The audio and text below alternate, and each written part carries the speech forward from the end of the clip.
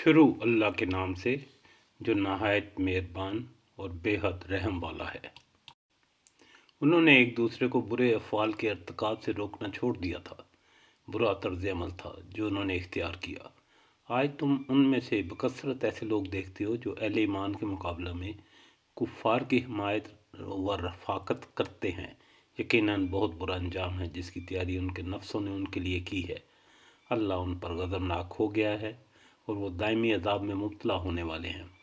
अगर फिल वाक़ई ये लोग अल्लाह और पैगम्बर सल्लल्लाहु अलैहि वसल्लम और उस चीज़ के मानने वाले होते जो पैगम्बर पर नाज़िल हुई थी तो कभी अहले ईमान के मुकाबले में काफिरों का अपना दोस्त न बनाते, मगर उनमें से बेहतर लोग खुदा की अताअत से निकल चुके हैं।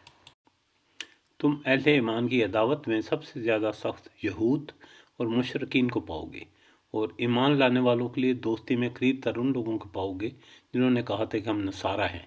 ये इस वजह से कि इनमें इबादत गुजार आलम और तारकुद दुनिया फ़कीर पाए जाते हैं और उनमें गुरूर नफ्स नहीं है।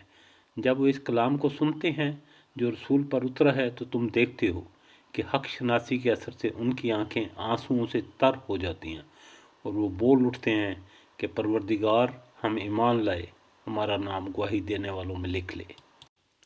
और वो कहते हैं कि आखिर क्यों ना हम अल्लाह पर ईमान लाएं और जो हक़ हमारे पास आया है उसे क्यों ना मान लें, जबकि हम इस बात की ख्वाहिश रखते हैं कि हमारा रब हमें सालेह लोगों में शामिल करे। उनके इस कौल की वजह से अल्लाह ने उनको ऐसी जन्नतें अता की जिनके नीचे नहरें बहती हैं, वो इनमें हमेशा रहेंगे। ये जज़ा है नेक रवैया इख्तियार करने वालों के लिए। रहे वो लोग जिन्होंने हमारी आयात को मानने से इनकार किया और उन्हें झुठलाया तो जहन्नम के मुस्तहिक हैं।